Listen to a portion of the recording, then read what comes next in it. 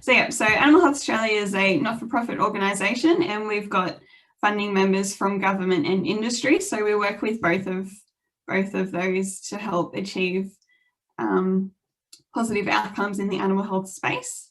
We manage lots of different national animal health programs, including Farm Biosecurity, which is a really helpful website. If you haven't had a look at it, I highly suggest you do.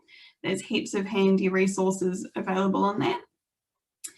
We also have a few other projects, such as sheep-specific projects like the National Sheep Health Monitoring Project, which is where specific abattoirs collect data on sheep health conditions that they note while sheep are being processed.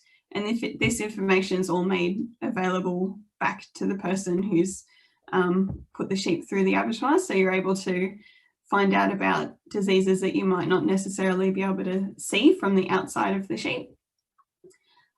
We also have a project called the National Sheep Industry Biosecurity Strategy, which has helped us fund this workshop that we're providing for you all today. And we also do lots of work in extension and training. So what is this big scary word that says that is biosecurity? It is any activity that we can do to prevent the entry or spread of pests and diseases. So it's not big, it's not scary, it's not just for people that commercially produce livestock or fruit and veg, it's for everyone. Risks for the spread of pests and disease come from everywhere, and mainly from moving livestock, so disease spread from sheep being in contact with other sheep or in contact with contaminated material. Johne's disease, for example, can survive in mud in your boots for at least a year. And that is something that's prevalent in our area. So it's got to be mindful of things like that. Pest animals and wildlife can also transmit diseases and parasites to your sheep.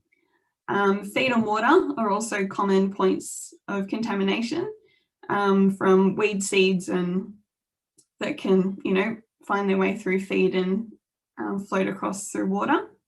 And also visitors being another big point where vehicles or people entering your property and going through your paddocks can also bring in weed seeds and other nasties.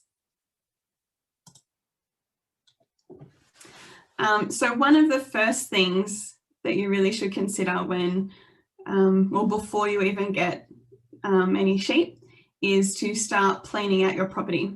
So I've got a little map here of my property, and I've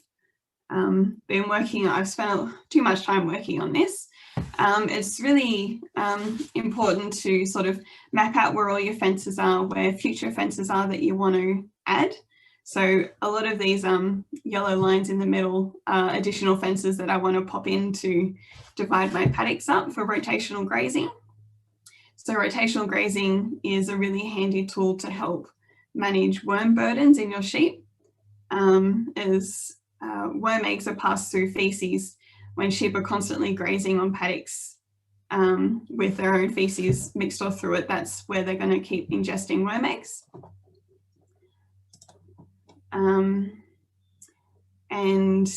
It's also really important to plan out if you want to breed your sheep. It's important to have a paddock dedicated for your ram that's away from your ewes most of the year when he doesn't need to be in there.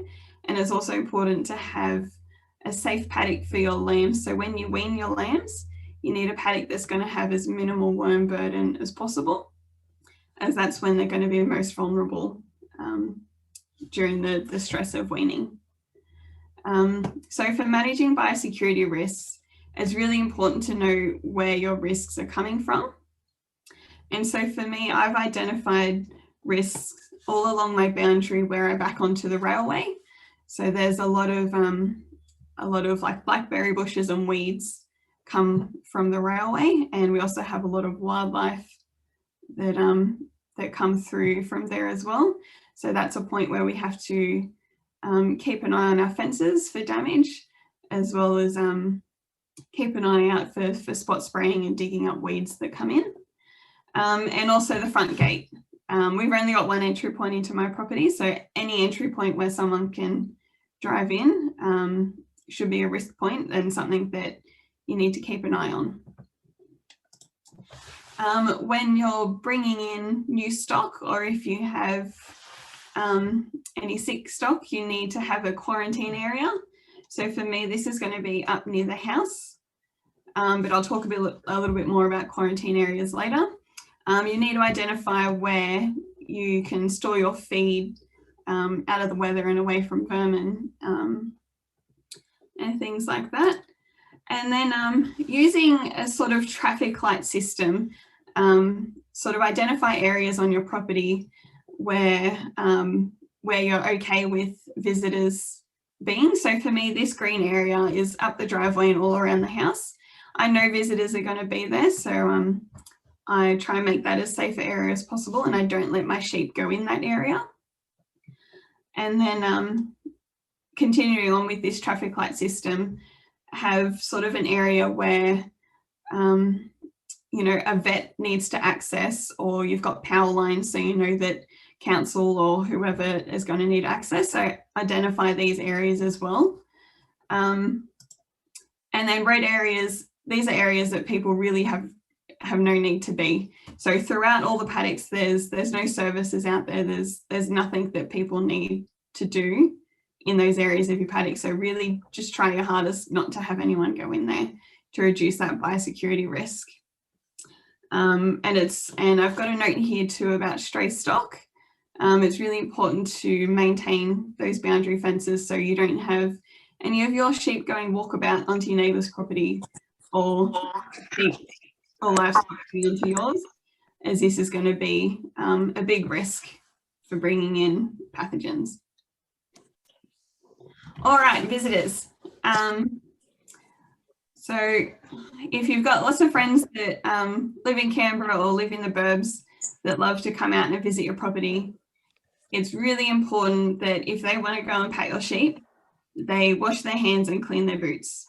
Even if they haven't come from anywhere where they can bring sheep-specific diseases onto your property, they can potentially take something from your property to somewhere else, or they can also bring in any weed seeds that they've collected through their trips. So if you have visitors coming from other properties with livestock, it's even more important to make sure that if they come onto your property, they have clean boots and clean hands. And it's also a good idea to keep track of people when they're visiting. So for me, I like to have just in my regular work calendar, I just make a note whenever I have any visitors coming to the property. That way I can plan for it. I know when they're coming, so I don't forget about it. And it's also a good way just to keep track. And yeah, just to emphasize, if they don't need to be in the paddock, don't let them. And for having turn the noise off? It's as simple with some bleach and a scrubby brush.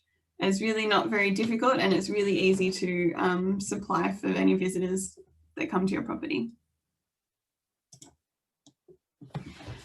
So I mentioned before about having a quarantine area on your paddock. This is really important for your herd to maintain health and to keep out pests and diseases as best you can. If possible, a quarantine area should not share a fence with any other paddocks on your property, especially if they have other livestock in them. So using double fencing can be really helpful with that. And for your quarantine areas, you're going to use them whenever you buy in new animals, whenever you have livestock coming back, if you've had them on agistment or if you've taken them to a show. Every time they should go in your quarantine pen for at least 21 days. So the 21-day period allows for passage of any weed seeds that the animals might have eaten or collected, and also allows for visible signs of many diseases to show, although there are also a number of diseases that will not show within 21 days. So if you're concerned about these, you should isolate for a longer period if you can, or chat to your vet for some advice if you're a bit concerned that the sheep might have come from somewhere that they might have foot rot, for example. Sometimes that can take a while to show up. So sheep yards. If you have sheep and you don't have sheep yards, you've got to get them. They're not expensive. They're really easy to set up, and they're absolutely essential. If you need to isolate an injured sheep, if you are getting a vet to come out to look at your sheep, when you're drenching or vaccinating, you've got to have a good set of yards to help you do that. It's much easier on you and much less stress on your sheep. So yeah, so the positioning of your yards is also important. If you can, it's really great to have your yards central to all of your paddocks, so that if you need to get your sheep up into the yards, you don't have to drive them from one paddock to another paddock to another paddock to get them in there, and to potentially have them run in every direction. So for me, I've definitely got my yards in a central spot. I don't have a useful dog or a bike to chase my sheep and get them into the yards when I need to. So I just get out the good old bucket of sheep pellets and give it a shake, and they all come running. So it's also quite handy to train your sheep to do that if you don't have dogs or a bike, and it's just, yeah, super easy. And you can do it at any time. If you've got some, a spare 10 minutes, get some feed out, encourage your sheep to go out to the yards, give them some feed, and then just leave them be, and let them wander out in their own time. With having smaller numbers of sheep, a lot of us will have sheep that are really quiet and are like pets. And this can actually be really helpful with getting them up into the yards, but can also be very difficult in getting them into the race, because if a pet sheep doesn't want to go somewhere, it can be quite difficult to make them go there. So just something to keep in mind. So that's why doing the training and getting them through the yards into the race can be quite handy, because if you need to do it in an emergency, then you know that you can. And for sheep that are a bit more flighty, it's good to know a little bit about flight zones. So generally speaking, the shoulder of a sheep is sort of your pivot point. If you're in front of their shoulder, they'll go backwards. And if you're behind the shoulder, they'll generally move forwards. And sorry on that one too, if you like doing a bit of extra research, I recommend having a look up Temple Grandin and the work that she's done through Google. She has done a lot of work that sort of revolutionized the way that yards are set up. She's done a lot of work, mainly with cattle, but it's all applicable, about how yards should be designed for ease of use. So for example, these yards that we have here, the sharp corner in that small yard just before the race is something that you'd really want to avoid. Ideally, you'd have a rounded corner there, because a sheep can get itself trapped in the corner and panic and injure itself. So avoiding sharp corners is ideal. And yeah, the work of Temple Grandin goes through that type of stuff. I would recommend looking her up. So if you're wanting to buy sheep, at the very minimum, you need to have a property identification code. So this is really quick and easy to get. Just jump online through local land services, and you can register to get one. Even if you only have one pet sheep, you need to have a property identification code. And this is just to help in the event that an emergency animal disease were to occur, for example. This way, it's all on a database and the authorities know who to contact that has sheep in the at-risk area to let them know and keep you informed about what's happening. So having a PIC is really important.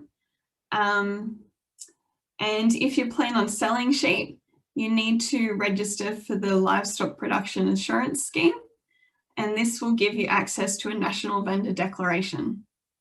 And this is a legal document that there are species-specific versions, so there is a sheep-specific NVD, and this paperwork includes details of your property and your PIC. and a description of the animals that you're selling, where they're going to and when they're going to be moved, and also notes any withholding periods that the sheep are under. So this is a must for moving sheep.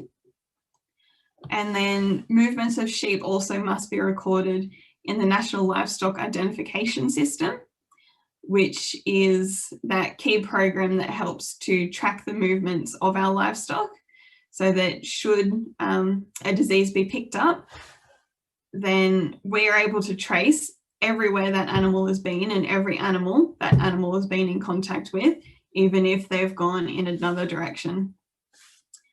So this is really important for national biosecurity, not just for the safety of your own sheep. And we also highly recommend that when you're buying sheep, or if you're selling sheep, that you ask for or provide a sheep health declaration. And this just includes a bit extra information about the health of the sheep, including foot rot, which can be quite nasty and is quite contagious. We've also got lice, ovine brucellosis and Johne's disease, and a few other bits of information like that that are important to consider. But if you do find the process of going through all this paperwork quite overwhelming, you can choose to sell your sheep through an agent, and they're generally pretty helpful and can help you complete all of this paperwork and show you sort of how to go about it. There's also heaps of information and how-to guides available online to show you how to fill in the paperwork. And my last point here, don't buy sheep off Facebook. Livestock animals are everywhere on Facebook, everywhere online. Don't do it. There's so much risk. There are so many scams that go around. So many people try and sell sheep without this paperwork, so you can unknowingly bring in all sorts of diseases onto your property. Don't do it.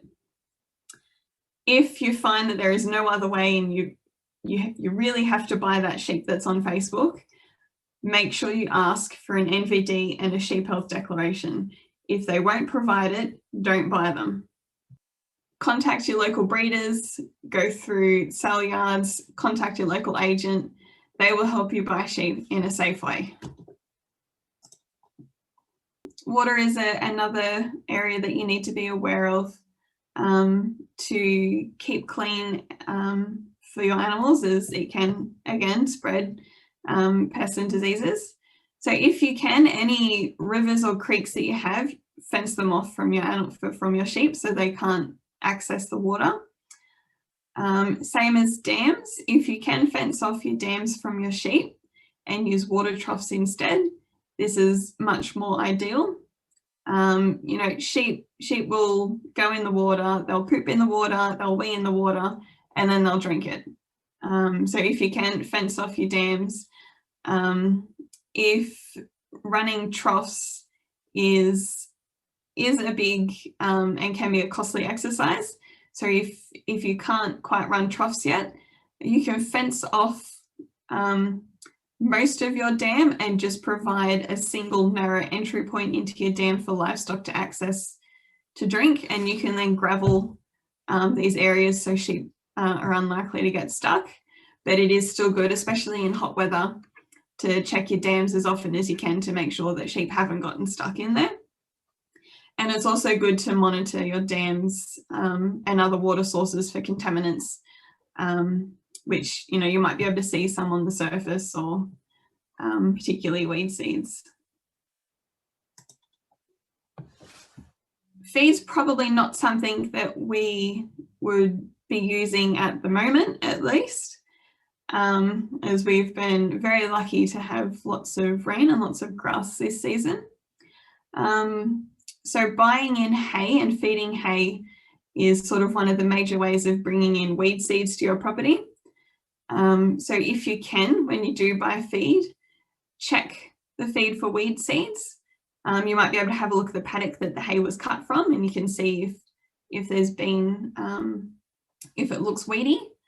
But when you do feed, feed in the same area all the time, and feed off the ground.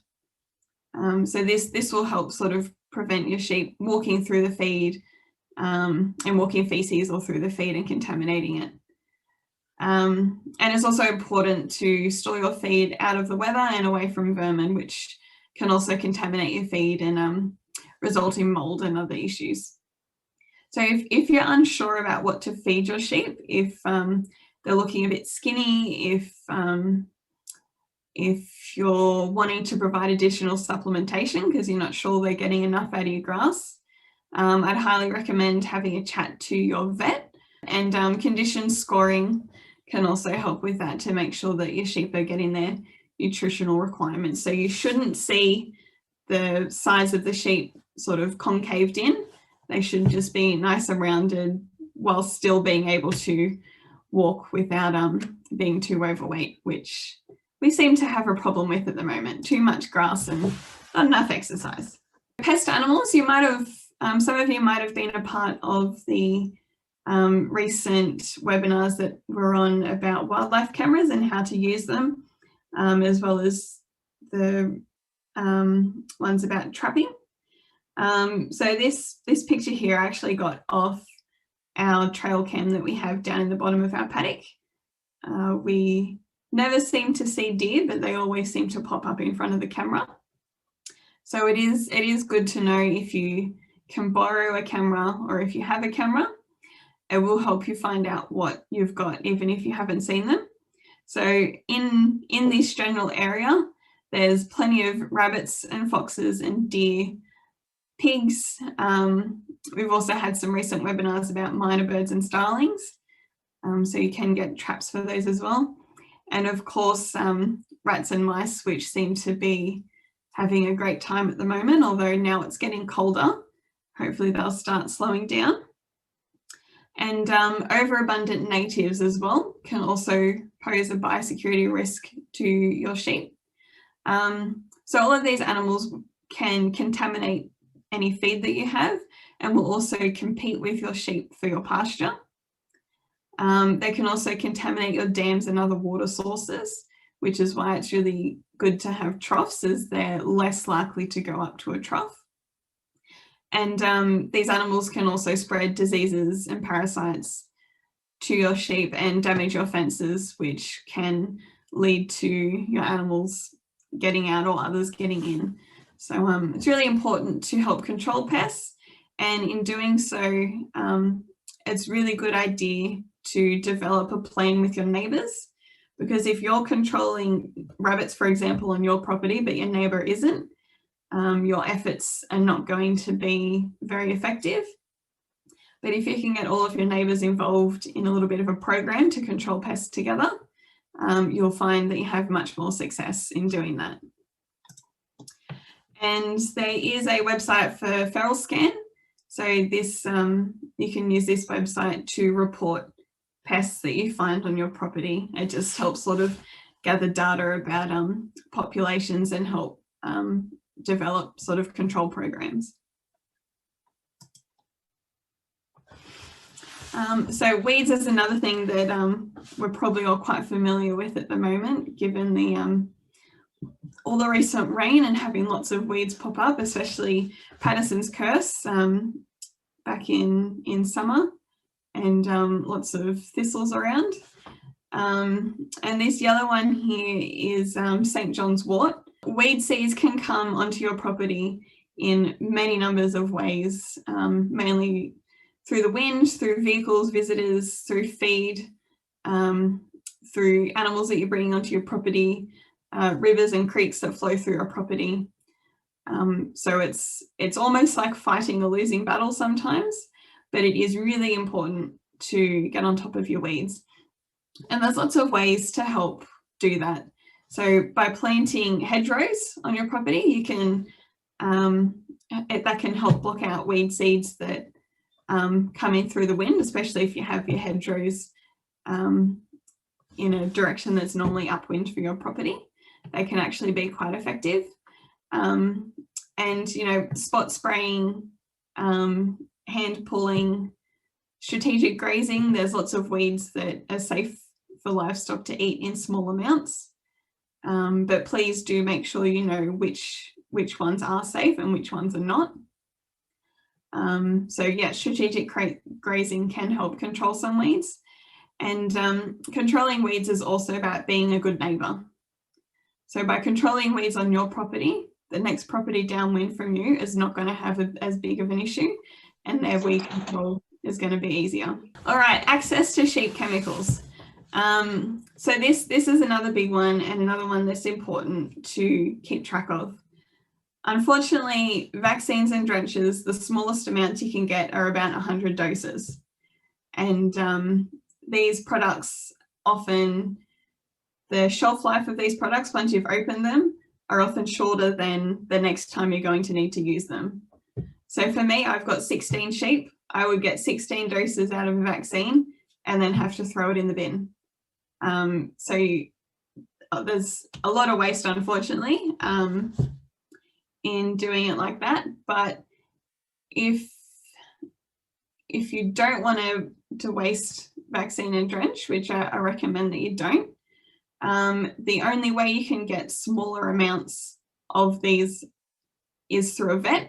So a vet legally is the only one that is able to draw up and give you smaller amounts of vaccines and drenches. So I'm not sure, Peter or Penny, if you want to talk a little bit more about that and what you recommend as the main sort of vaccine and drench process for the area. If you want, I'll just quickly go through the actual programs that we use for vaccines and drenches, if you like. For vaccinating, we recommend as lambs that you give them their first vaccine at about 4 to 6 weeks of age, and usually you mark them at the same time. So that's do their tails and testicles at the same time. And then about 4 to 6 weeks after that, you give them their second vaccine. So that's the general sort of 6-in-1 type vaccines. I noticed a question there about vitamin B12. You can also get vaccines with vitamin B12 in them, and that can be, and then you can use that in the vaccination, which is quite easy. And then after that, they just need to be vaccinated once every year, once every 12 months, okay? And we normally recommend that in terms of when you vaccinate you use just before they lamb, so about 4 to 6 weeks before they lamb, so that improves their, their colostrum has lots of antibodies in it. So that's in terms of vaccination. Pretty simple. There's also another vaccine called Gudair, which covers for ovine Johne's disease, which Ash mentioned before. That should be done in lambs before they're are really around 16 weeks of age. And again, that's something that we can help with, because that one is a little bit dangerous. Like if you accidentally inject yourself with that, it can be quite severe. So that's something that we actually have an annual program for, that we provide to small farmers. We go around and actually vaccinate with that one for everyone. And so we can provide that for your lambs when they're young. When it comes to worming, so drenches, that's a little bit different, and that's sort of based on your area and what's happening at the time, depending on the rainfall and those sorts of things. So we normally recommend a drench somewhere in sort of springtime, and then a couple in summer, depending on what's happening. If it's wet, definitely at least 2 drenches over the summer period. If it's very, very dry, then you can probably get away with just 1 drench, and then another one sort of in autumn time as well, just to cover there. And the important thing with that is that you can't use the same drench all the time. So again, like Ash was saying before, you buy, a big bottle of drench, and then you only use it once, and then really you pretty much have to throw it out. So again, we can help with that and help you strategically drench. And you can base that on doing fecal egg counts, what they call fecal egg counts. So you can actually take some feces, go to your rural store, and they'll actually be able to send those feces off for you and find out what's there, like if you actually need to drench or not. And then what you can do is, if you do need to drench, you can drench, and then you can actually do another sample 10 to 14 days after you've drenched, to work out if that drench is actually working and killing the worms for you. So that's really good. So that's the basics anyway. I won't go into in great in much more detail. I think we can have a good chat about that when you come out for your field day, though. Ash, over to you. Thanks. Thanks, Peter. And just to add on what Peter said, if you do go your own way and get your own drenching vaccinations, just make sure that you store it correctly as per the label, and you keep all of your equipment really clean. If you do share vaccine and drench with others, we highly recommend that you have your own drench gun and your own needles, and you keep all of your equipment sterilized, so that you don't share any of this with your neighbours or with who you're sharing with. And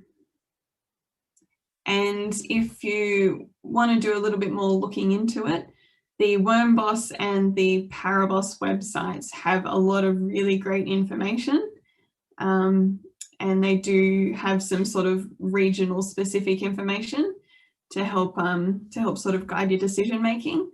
But as Peter said before, it is important that you discuss your drench routine with your vet or with local land services, as using the same drench can build up resistance. And if you are going through fecal egg counts and getting the egg count as well as getting the worms typed, so you know what type of worms are in your feces, then you can get the correct drench for the worms that you have. So I do highly recommend getting fecal egg counts done. They're not that expensive. Peter? Ash, yeah, sorry, I just saw a question there from Stephanie Helm about drenching pregnant ewes, and it is actually safe to drench pregnant ewes. Just check the label, make sure that the drench that you're using is safe for ewes. I think most of them are. The biggest thing though, Steph, is when you're handling pregnant ewes, you've got to be very, very careful, particularly when they're late pregnant, or well, actually very early pregnant or very late pregnant. You've got to be very careful that they don't get stressed, because if they get stressed, or if they get pushed around too much, then they can actually abort and lose the lamb. So just be careful of that. But apart from that, drenching is usually safe in pregnant ewes. Thanks, Peter. Well, that pretty well concludes sort of the basic rundown of farm biosecurity and the parts that you need to be aware of. So it's not difficult, it's not expensive, it's not scary. It's just a matter of controlling weeds, restricting access on your property, making sure you have an effective quarantine process for bringing in new sheep, vaccinating and drenching accordingly. Another thing I forgot to mention is when drenching and vaccinating, it's very important to keep accurate records of what you have used on which sheep and when. So if you plan on selling the sheep, if you plan on having the sheep for consumption, that you don't sort of go into any withholding periods, just to be sure of that. And if you're selling, you need to make the buyer aware of anything that might be in their system. Start up at the top here, and I'll hand it over to you, Peter and Penny. Thanks, Ash. All right. So Jenny, you happy for us just to go through these questions and just answer them one by one? Yep, sounds good. All right. So the first question was about carcass disposal. And so if an animal has died or been butchered, and obviously there's offal left over, is the only reason that they need to be buried according to the guidelines based on infection risk? Well, that's one part of it. But I guess so if you're having the animal slaughtered and butchered for your own meat, and it's nice and healthy, then there shouldn't be any risk of infection. But I guess if you had an animal that died unexpectedly and you don't know why, then there is a potential infection risk there. But the other really big or the other important part of this is that they need to be buried according to the guidelines quite deep, so that feral animals don't come in and go for the carcass, because just leaving carcasses around will actually attract feral pigs and foxes and all those sorts of things, and that just attracts feral unwanted pests to your property, and they can be a source of disease risk, as Ash mentioned. You know, they can spread the disease around by moving from property to property. And of course, you know, foxes are dangerous for lambs and all those sorts of things. So there's a couple of different aspects to that, really. Does that help answer your question, Mara? Is that right? Yep. Alrighty, I'll keep on moving then. Does a ewe lambing break the umbilical cord? Yeah, in most cases that does. It just happens naturally. As the lamb falls down onto the ground, the cord will break, and you don't have to do anything. So that's quite normal. If it didn't, you can actually just, you know, pull it apart with your hands, but normally it will happen naturally. Is that okay, Linda? Any other questions that you had there, or is that answer your question? All good. Okay. Jenny, so your question about vitamin B12, when and what dose for sheep? Did you want to field that one, Jenny? You just did the reading. If you have a deficiency, especially if you've got a deficiency in cobalt, because cobalt comes from the soil and so plants, and that's what animals use to convert to B12. So if you have a deficiency, yes, you can get vitamin B12 injectable, for example. It's available online, easy to get. Just follow the recommended dose rate. It can be 2 milligrams or more, depending, but so just follow the dose rate for it. We tend to use it in the younger lambs. And the first dose the lambs get, we often use as a combined vaccine, which contains B12 in it, and we find that works really well. It does tend to give them a bit of a boost, and we find that's really good on our place because we do have much lighter pasture, lighter grasses and that sort of thing. So we've found over the years that that's our preferred management for that. And of course, you know, when we're buying lots of vaccine, at the same time, what we'll do is we'll vaccinate the ewes with it as well. So signs to look for if there is a deficiency, again, blood test or for the sheep themselves is best, or you can actually do a soil test as well, and that will pick up any deficiencies that you might have. Again, you know, sheep that are ill thrifty, not doing well, weight loss, inappetence. But again, as you'll see, those signs could apply to a lot of other diseases, hence why I recommend doing testing before you automatically think that you've got a deficiency. Or you can do what we do and just use a vaccine that has B12 in it, or you've even got B12 that can come in some drenches as well. So you're not going to do any harm by including it in your management regime whatsoever. So deficiency or not, there's no harm in administering it when you want to. Typically, if you give an injection, it lasts for 3 to 4 months. So no need to redo it regularly. So, and also B12 is not an expensive injection by any stretch of the imagination either. So well and truly economical if you want to give it separately. In terms of biosecurity, how do you get your neighbour to do the right thing to support your biosecurity regime? I don't know. Good luck. I mean, actually, one thing that you did mention before, Ash, was, you know, good fences make good neighbours. Yeah. So that's really important, fencing. Ash, anything else you want to add? I would probably only add if you can sort of actively do sort of biosecurity practices on your property, and, you know, try and, if you have a good relationship with your neighbours, just, you know, have a discussion with them and say, hey, I did this thing the other day. Are you doing that as well? Or can I help you do that? Unfortunately, you can't make people do anything they don't want to do. So all you can do is try and do the best you can for your property. So if you're protecting your neighbours, then hopefully they'll pay that back. Very good. All right. Next question there from Christine was about pink eye. Just wondering how pink eye travels around. It's a bacterial infection, and it actually travels with flies and in the dust and that sort of thing. So on the wind. And on the wind. So your sheep don't have to come in contact with other sheep. It can travel quite long distances with the flies. So not much you can do about it, but if you do pick it up, definitely go to your vet and get some treatment, and that'll clear it up pretty quickly. Are there ideas for how to do footbaths for visitors that aren't slippery to stand in? Yeah, I'm not really sure if I've got any great ideas there. Just shallow. Ash? Yeah, you can get these big, like it's like a giant sponge that you put you put the sponge in a bucket and you put your chemical in there.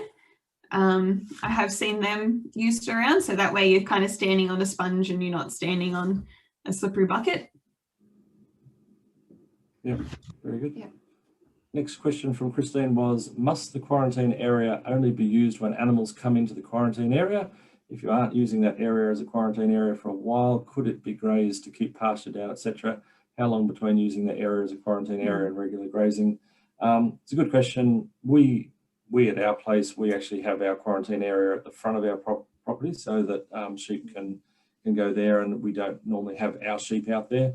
But look, you know, I mean, the thing is that if sheep bring in worms that are very resistant, they'll hang around in the pasture for a very long time. So your sheep will pretty much always be at risk from that. So it is really good if you can have an area that is pretty much quarantined and you don't have other animals, like you don't have your animals on there otherwise.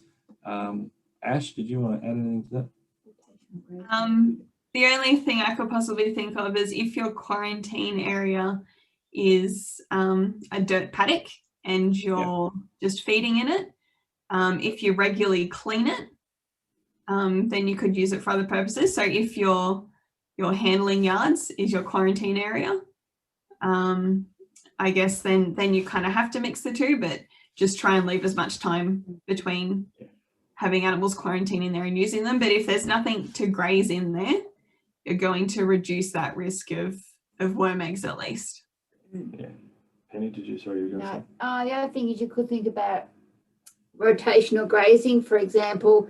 You know, you could put horses in there because then they're not going to be susceptible to anything that the sheep diseases and pests. Sometimes you might be able to put cattle in there as well. But generally, if you choose a species like, you know, horse, or that's probably the safest, one of the safest ones. Pigs are also fairly safe as well. So you could think about chickens is another way you could use it to manage that area as well. Just some thoughts there. All right.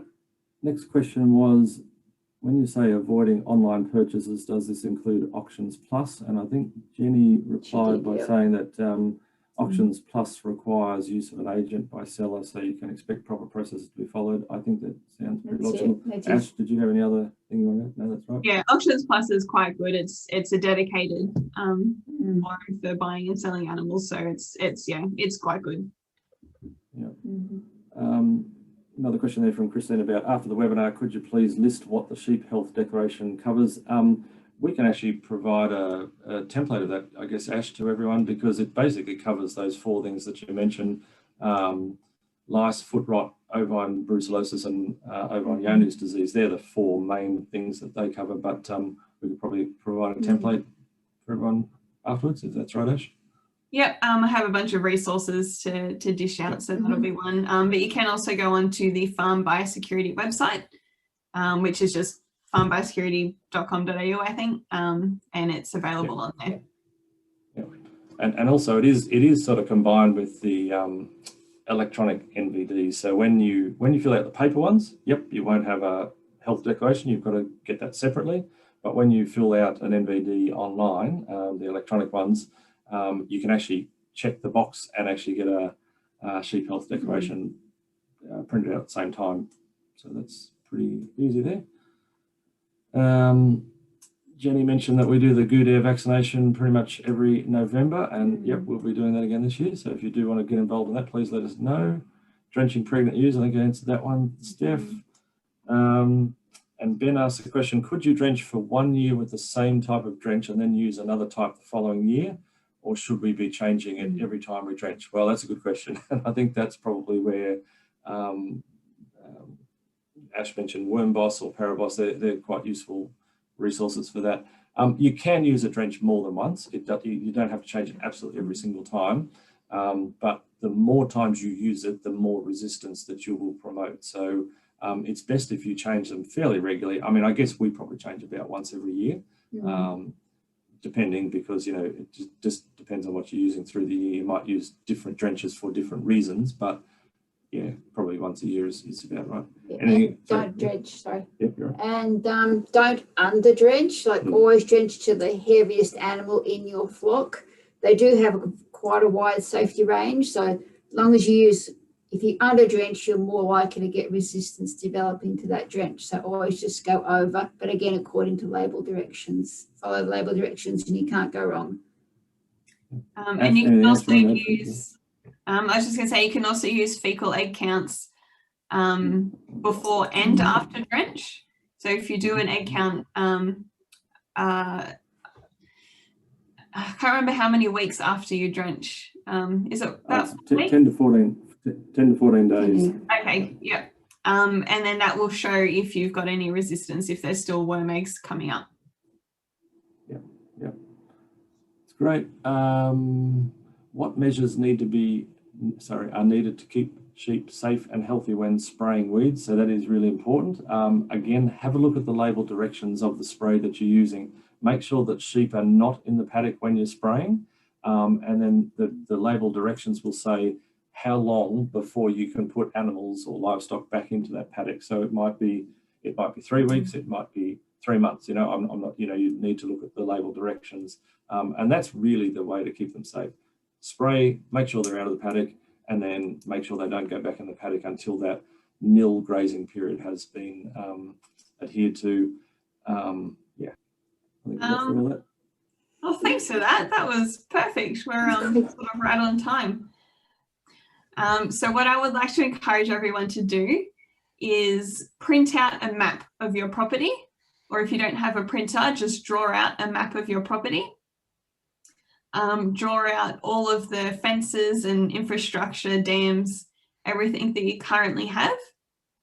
And then I'd like you to start sort of getting a plan together, or getting an idea of what type of infrastructure you think you might like to add, whether it be to split your paddocks up so you can start rotationally grazing. Maybe you need to put in a new set of yards, or you haven't got yards yet. Maybe you don't even have sheep yet and you're planning to get sheep, but you want to set yourself up first. So I really encourage you to do that.